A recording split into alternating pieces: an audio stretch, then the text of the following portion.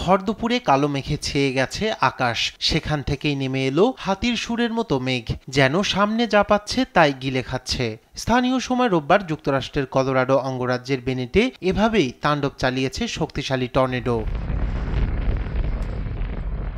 টর্নেডোর আঘাতে উপড়ে গেছে গাছপালা, বিদ্যুৎহীন অবস্থায় রাত কাটিয়েছেন লাখো মানুষ। ক্ষয়ক্ষতি নিরূপণে চলছে তদন্ত।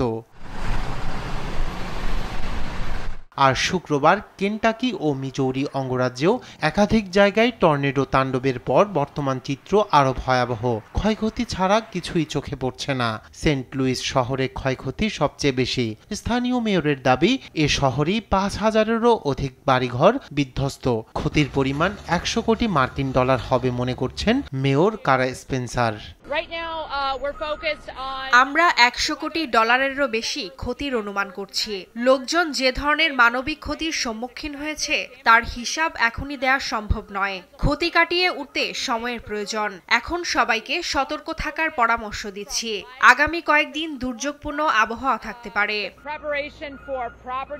অবশ্য সেন্ট লুইসের মানুষ ফিরছেন আপন ঠিকানায়। ধ্বংসস্তূপে দাঁড়িয়ে হতাশ অনেকে। এটা আমাদের বাড়ির ছবি। সাজানো বাগানের মতো ছিল। বাড়িটি তৈরি করেছি নিজ হাতে রং